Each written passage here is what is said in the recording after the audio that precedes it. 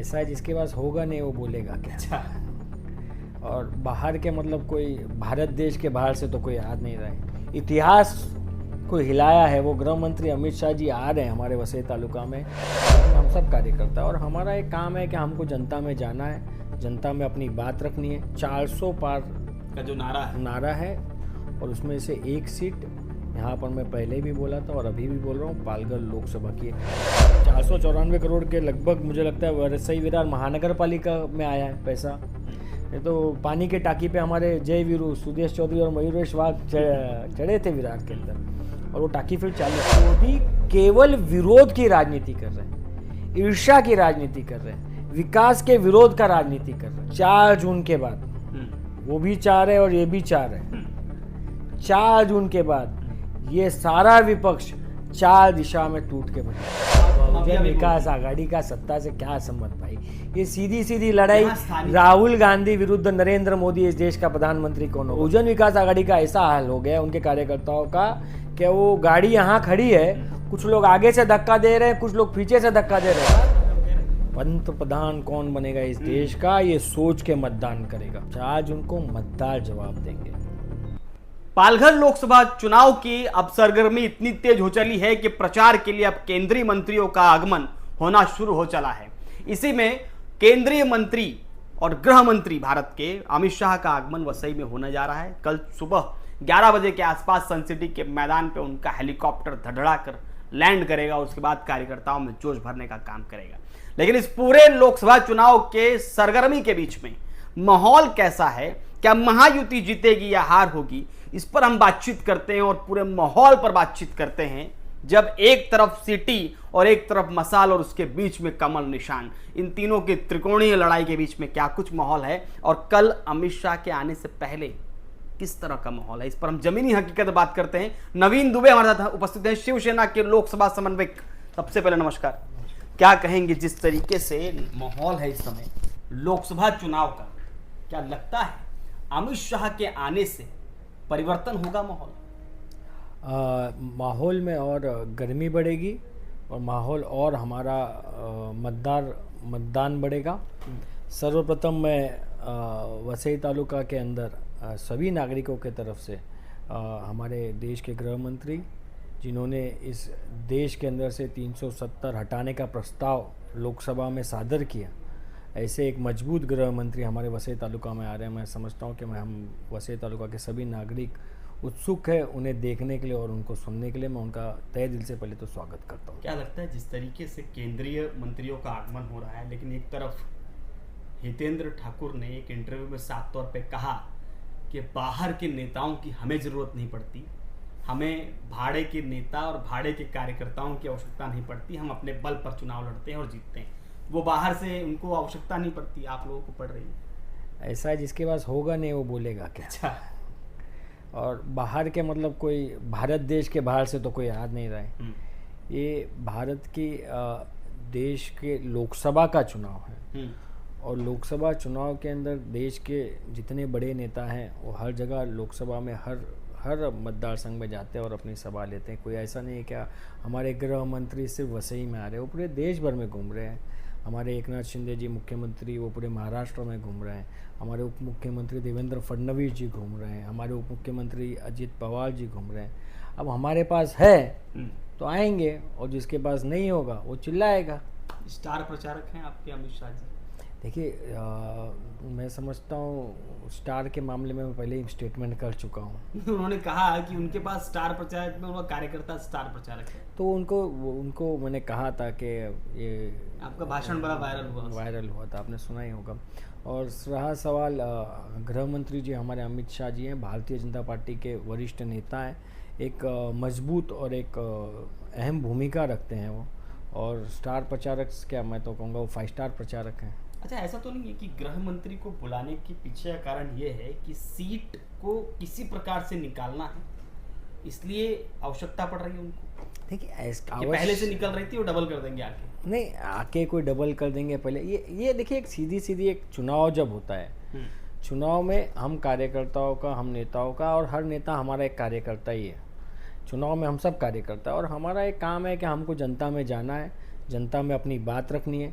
हमने भारत के अंदर मोदी जी के नेतृत्व में 10 साल में हमने क्या कार्य किया है, ये हम हमारे मतदार के सामने रखेंगे और मतदार निर्णय लेगा हमें चुनने या नहीं चुनने का। हेमंत सावरा जीत जाएंगे, भरोसा है इस बात का? मतलब 400 पार का जो नारा है वो 400 पार महायुति होगी और उसमें से एक सीट यहाँ पर मैं पहले भी बोला था और अभी भी बोल रहा हूँ, पालघर लोकसभा की एक होगी। क्या स्ट्रेटजी है, क्यों जीतेंगे लोग, क्यों वोट करेंगे? देखिए, मोदी जी के नाम पे और मोदी जी के काम पे ये चुनाव, मैं फिर से कहता हूँ, दिल्ली का चुनाव, ये गली का चुनाव नहीं। हम जिसको चुन के भेज रहे हैं, ये देश का नेतृत्व वो करने जा रहे हैं और ये देश के आगे की दिशा और दशा जो तय करने वाला जो नेतृत्व होगा ये। और ये देश ने देखा है कि 10 साल में मोदी जी ने जो काम किया है, मोदी जी ने रास्ते हो गए, रास्ता का आप विस्तार देखिए, सड़क जितनी बनी है, आप आयुष्मान योजना देख लीजिए, आप एयरपोर्ट देख लीजिए, आप रेलवे देख लीजिए। आज विश्व में सबसे सस्ता इंटरनेट आज हमारे भारत में है। आज कनेक्टिविटी के मामले में हमारी कनेक्टिविटी बढ़ रही है, कम्युनिकेशंस बढ़ रहे हैं, सी लिंक बन रहे हैं, मेट्रो बन रहे हैं। आप महिला लोगों के लिए मैं ये समझता हूँ कि संवेदनशील प्रधानमंत्री या संवेदनशील नेता कैसा होना चाहिए, संवेदनशील हमारे मोदी जी कैसे, कि आप सब गांव में, हम सबका कहाँ नहीं तो कहाँ गांव है और सब कहाँ नहीं तो कहाँ ग्रामीण से भी जुड़े हुए हैं शहर में रहने के बावजूद भी। जब हम लोग गांव जाते थे पहले, तो हमारी माँ बहनें सवेरे सूरज उगने से पहले ये सोची थी कि मैं खेत में जाके आ जाऊँ ताकि मेरे सम्मान को कहाँ धोखा ना मिले। और एक शौचालय बनाना, हर घर शौचालय बनाना, ये सोच ही अपने आप में माता बहनों के लिए कितनी एक बड़ी बात है। एक मिशन लिया उन्होंने और वो जो महिलाओं के लिए शौचालय घर बनाया, उस शौचालय घर को नाम दिया उन्होंने इज्जत घर। ये कैसे माँ बहनें भूल सकती हैं कि ये जो सम्मान जो मोदी जी ने उनको जो दिया है। ऐसी कई, आज हर घर जल योजना है, हजारों करोड़ की योजना है ये, क्या हर पालघर में पहुंच रही है। मोदी जी के नेतृत्व में वो चीज़ शुरू हुई है, लेकिन वो ठीक से वो अभी इम्प्लीमेंट नहीं हुई और चुनाव के वजह से वो रुकी हुई है। लेकिन हर घर सांसद थे, उनके काम के बहुत सवाल खड़े हुए, उन पर बहुत सारे रिपोर्ट कार्ड ऐसे तैयार हुए, इसमें कामकाज पर सवाल खड़े। नहीं, ऐसा नहीं। देखिए, विश्वास कैसे कर सकती है? देखिए, ऐसा है, मोदी जी जब काम करते हैं और मोदी जी की टीम जब काम करती है, तो जैसे हर घर जल योजना है, तो हर घर नल पहुंचना और उस नल से पानी आना, यहाँ तक की पूरी एक प्लानिंग, एक टीम रहती है। आज 494 करोड़ के लगभग मुझे लगता है वरसई विरार महानगर पालिका में आया है पैसा, लेकिन वो जमीन केंद्र से आया है पैसा, जमीन पे नहीं लगा। जमीन पे अभी तो आया, तो वो सब होगा ना। ये सब 2025 तक ये सारी योजनाएं पूरी होंगी। आज मैं आपको, हाँ, ये पानी की टंकियां किसके कार्यकाल में बनी गई? कौन थे वसई विरार महानगर पालिका के उस समय महापौर? ये मूल बात करिए ना। यही तो मैं मूल बात कर रहा हूँ कि वैसे देखिए कैसा होता है, इम्प्लीमेंट नहीं। अब देखिए हम लोगों के, मैं आपको अभी लोकसभा का चुनाव, इसलिए मैं लोकसभा में बात कर रहा हूँ। अब आप टाकी पे मुझे लेके चले गए इसके लिए, नहीं तो पानी के टाकी पे हमारे जय वीरू सुदेश चौधरी और मयूरेश वाघ चढ़े थे विरार के अंदर, और वो टाकी फिर चालू हुई और समय आने पे हमने आंदोलन भी किया और वो टाकी भी चालू हुई और राजेंद्र गावित जी भी उस आंदोलन में थे।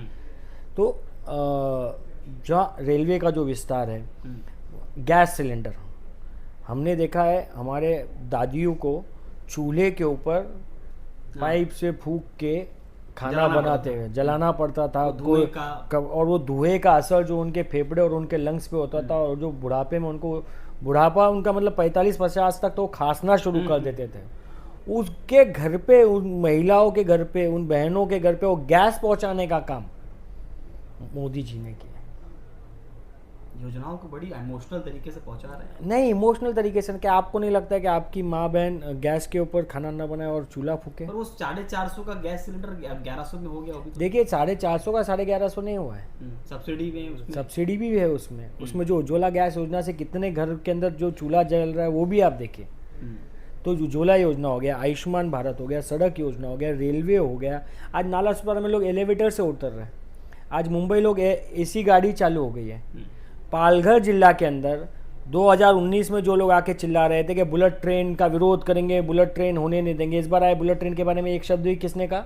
नहीं। ये विरोधी केवल विरोध की राजनीति कर रहे हैं, ईर्ष्या की राजनीति कर रहे हैं, विकास के विरोध का राजनीति कर रहे हैं और केवल विरोध करके नहीं चलता है। आज मोदी जी एक विजन लेके चल रहे हैं, मोदी जी की सरकार एक प्लान लेके चल रही है। हम ये कह रहे हैं कि आने वाले समय में भारत ये विश्व की तीसरी सबसे बड़ी ताकत होगी। देखिए, लहर नहीं, प्यार है। पर वो तो कह रहे हैं विपक्ष के लोग कि जो पहले बेवकूफ बना लिया इस बार नहीं हो पाए। विपक्ष के लोग को ऐसा मतदार कह रहे हैं कि जो पहले जितना मिला था उतना इस बार भी नहीं मिलेगा उनको। अच्छा। और ये जो विपक्ष जो जुटा है ना सब एक साथ, ना इनकी कोई विचारधारा एक से जुड़ती है क्या? इनकी विचारधारा एक नहीं है, इनका कोई विजन नहीं है, केवल स्वार्थ और सत्ता के लिए ये सब एक आए हैं। और दीक्षित जी 4 जून के बाद वो भी 4 है और ये भी 4 है।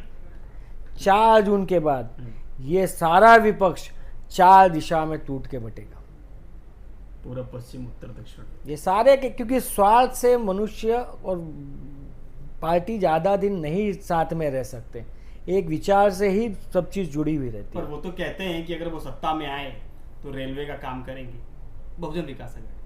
बहुजन विकास आघाड़ी का सत्ता से क्या संबंध भाई? ये सीधी सीधी लड़ाई, राहुल गांधी विरुद्ध नरेंद्र मोदी इस देश का प्रधानमंत्री कौन होगा? बहुजन विकास आघाड़ी को अगर भूमिका अपनी स्पष्ट करना है तो स्पष्ट कर दे, क्या वो कौन से बाजू में हो? वो राहुल गांधी को प्रधानमंत्री देखना चाहती है, नरेंद्र मोदी को प्रधानमंत्री देखना चाहती है? वो खुद ही उनके कार्यकर्ता आपस में उलझे हुए हैं नीचे। आधे कार्यकर्ता बोल रहे हैं मोदी जी के साथ जाएंगे, आधे बोल रहे राहुल गांधी के साथ जाएंगे। वो बहुजन विकास आघाड़ी का ऐसा हाल हो गया उनके कार्यकर्ताओं का कि वो गाड़ी यहाँ खड़ी है, कुछ लोग आगे से धक्का दे रहे हैं, कुछ लोग पीछे से धक्का दे रहे हैं। मेहनत बहुत कर रहे हैं, लेकिन ऐसी मेहनत करे कि जो गाड़ी जहाँ खड़ी है वो गाड़ी खड़ी रहेगी। उसका भविष्य क्या नहीं, क्योंकि बहुजन विकास आघाड़ी ने अपनी भूमिका ही नहीं स्पष्ट की है। ये बड़ा आरोप नहीं, उनका कहना है कि हम अप्पा के साथ हैं, उनके जो स्थानीय लोग हैं हितेंद्र ठाकुर जी के साथ हैं, उनके चेहरे पर वोट करते हैं। अब आप कह रहे हैं प्रधानमंत्री कौन होगा? उनके कार्यकर्ता कहते हैं।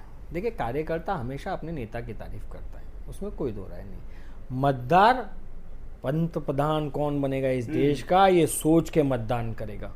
आज का मतदार जागरूक है, आज के मतदार के पास इंटरनेट द्वारा सारी जानकारियां हैं। वो देख रहा है कि कौन क्या कर रहा है, कौन क्या नहीं कर रहा है। और रहा हमारे शिवसेना का सवाल, तो ये मैं आपको बता दूं दीक्षित जी कि वंदनीय बाला साहेब ठाकरे, इनके 2 स्वप्न थे।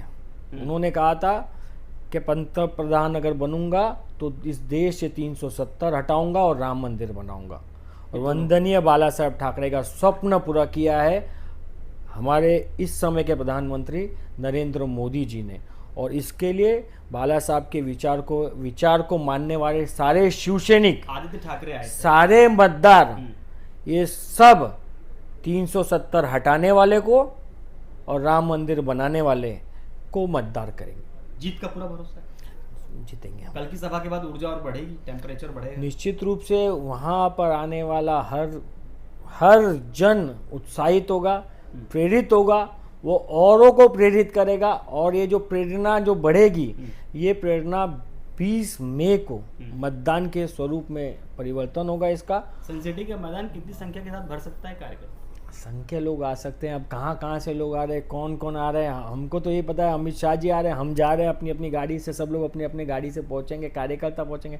कई लोगों का फ़ोन आ रहा है कि कहाँ पर है मीटिंग, सन सिटी के किस कोने में है मीटिंग।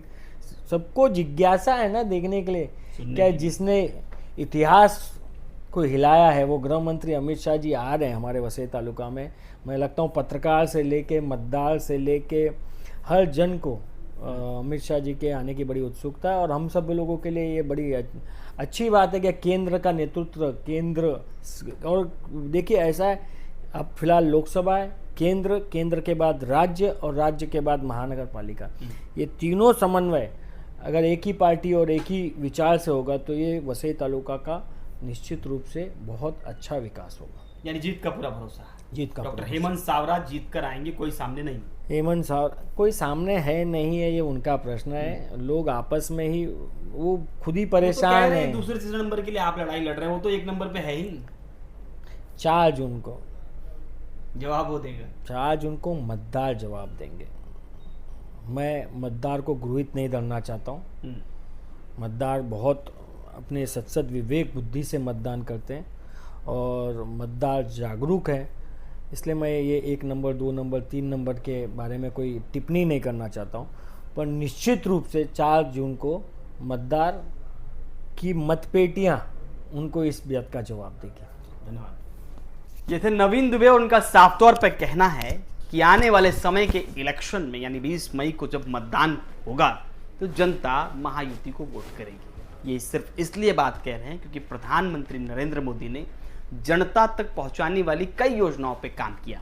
अब देखना ये होगा कि नवीन दुबे की बताई हुई स्ट्रैटेजी कामकाज पर जनता वोट करेगी या आने वाले समय में जिस प्रकार से विपक्षीय भूमिका वाले लोग लगातार टिप्पणी कर रहे हैं, अटैक कर रहे हैं महायुति पर, वो सत्य निकलता है। देखना ये होगा कि आने वाले समय में 4 जून को क्या कुछ होता है। आज के लिए इतने, धन्यवाद।